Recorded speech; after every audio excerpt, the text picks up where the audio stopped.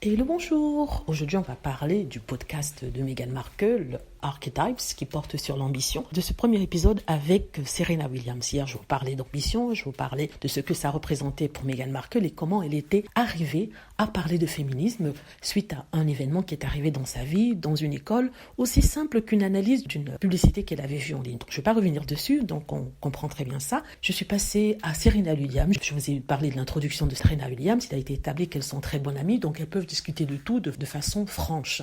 Donc, on a essayé de faire passer ça comme une façon pour Meghan de régler son compte avec tous ceux qui disaient qu'elle n'était pas amie avec Serena, ce qui est complètement faux. Elle disait seulement que le fait qu'elle soit proche de Serena permet à Serena d'être plus ouverte, d'être plus vraie avec elle que ce qu'elle n'aurait été avec un journaliste. Donc ça permet à Serena de s'ouvrir un peu. Donc Serena est revenue sur sa vie de maman en disant que l'arrivée de sa fille dans sa vie a changé beaucoup de choses, sa vision de la vie, sa vision du sport, et qu'elle est arrivée à une résolution assez importante, c'est-à-dire qu'elle ne pouvait pas concilier les deux. Il était peut-être temps de se consacrer plus à sa famille qu'au sport. Et que la façon dont ça avait été retranscrit dans la presse lorsqu'elle a écrit sa lettre, une lettre sur laquelle elle versait des larmes au moment où elle écrivait, a été totalement machiste dans la mesure où on l'a renvoyée à ce stéréotype de la femme qui abandonne tout pour ses enfants, pour le bonheur de sa vie familiale. Ce qui est un peu vrai, mais pas complètement. Ce qu'elle essaie de dire ici, c'est qu'elle a dû faire un choix. Dans la vie d'une femme, il arrive un moment où il faudra choisir entre sa vie de femme, c'est-à-dire avoir des enfants, avoir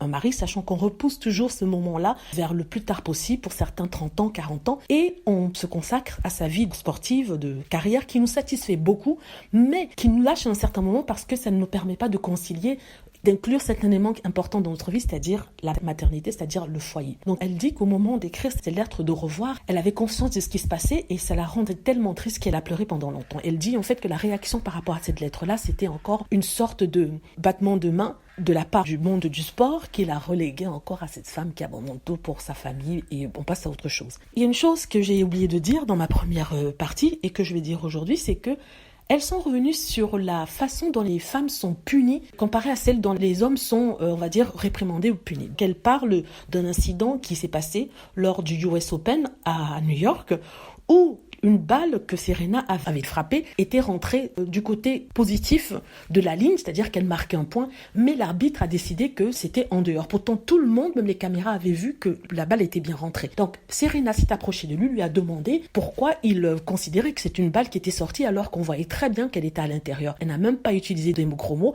elle a juste demandé avec la voix un peu haute, sachant qu'elle a une voix qui porte, pourquoi est-ce qu'il n'admettait pas cette balle. Elle se sentait un peu lésée, justement. Ça a été le scandale du siècle. Mais moi, quand j'ai assisté à ce moment-là, je me suis dit que mais c'est incroyable. Elle n'a pas hurlé, elle n'a pas insulté, elle a juste levé la voix, une voix qui porte, et demandé des explications à l'arbitre.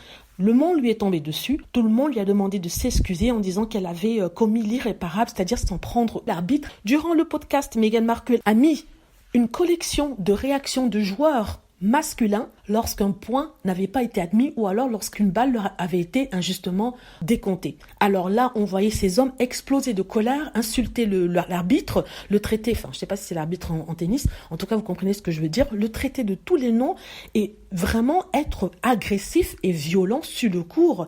Mais les commentateurs qui regardaient ça, ces mêmes commentateurs qui avaient traité Serena de façon négative, qui avaient dit qu'elle était quelqu'un d'agressif, quelqu'un de sauvage, que ce genre de comportement ne devrait pas avoir lieu sur le terrain, ces mêmes commentateurs rigolaient, essayaient de justifier le fait qu'ils étaient en colère, ils essayaient de comprendre, ils donnaient des excuses à ces hommes en disant que oui, s'il y a la pression et tout ça. Pourtant, un comportement plus violent que le comportement que Serena avait eu sur le terrain. Pourtant, on a demandé à Serena de s'excuser, on lui a retiré cette balle, alors pour les autres hommes, ils étaient montrés comme des rebelles dans la presse, la même presse qui avait rabaissé Serena Williams et qui avait essayé de la remettre à sa place, c'est-à-dire sa place de femme noire. On insulte et on traite d'agressive, qu'on traite de sauvage quand elle essaie de placer un mot. Donc elles ont discuté de ça. Suite à quoi Serena a dit qu'elle comprend que les gens puissent être passionnés sur le terrain, que ce n'est pas la faute de ces hommes s'ils sont un peu énervés. Ce qui est énervant ici, c'est l'injustice dans le traitement des deux choses. Si vous acceptez que les hommes puissent se mettre à hurler, crier et vous mettez sur la pression, il faudra aussi que ça s'applique sur les femmes, surtout de femmes qui osent avoir quelque chose qui ressemble à ce comportement-là, ce qui n'est même pas ce comportement-là, parce qu'on est d'accord que ce comportement des hommes a été super agressif comparé à ce que Serena avait démontré auparavant. Donc elles ont discuté de ça et sincèrement, je me souviens de cet incident-là, j'avais trouvé que le monde avait été très injuste envers Serena Williams et je comprenais pas pourquoi on la renvoyait à cette image d'agressive sauvage alors qu'elle s'était juste plainte et avait demandé à l'arbitre de revoir sa décision. J'ai fait le rapprochement moi-même avec un joueur grec de Grèce, je sais pas quel est son nom, je suis vraiment désolée, je n'ai pas vraiment recherché son nom parce que je parle à chaud. Et ce monsieur est horrible sur les cours de tennis. Il insulte les arbitres, il insulte les spectateurs dans le gradin, il est horrible avec ceux qui ramassent les balles, mais il est toujours sur les cours. Il a légèrement été sanctionné. À ce niveau-là, normalement, il devrait être carrément rayé des listes de tennistes, mais il est toujours présent, il est toujours là et on le fait passer pour un rebelle, quelqu'un qui a une superbe fiancée. Pourtant, Serena qui a osé lever sa voix pour dire que ce n'était pas juste, on l'a crucifié. Donc c'est de ça qu'elle parle ici. Elle parle aussi de ce comportement-là qu'ont la société envers les femmes et certaines femmes, justement, participent à ça parce que la plupart de celles qui pointent le doigt vers Meghan Markle, qui osent la traiter de tous les noms, sont des femmes, ce ne sont pas des hommes. Là, on ne peut pas dire que l'homme est derrière ce comportement de la femme, c'est la femme elle-même qui, conditionnée par des années, des siècles de stéréotypes qui lui ont été assemés dans la tête, renvoie ça à sa propre sœur, sa propre fille, sa propre mère. Et là, castigue.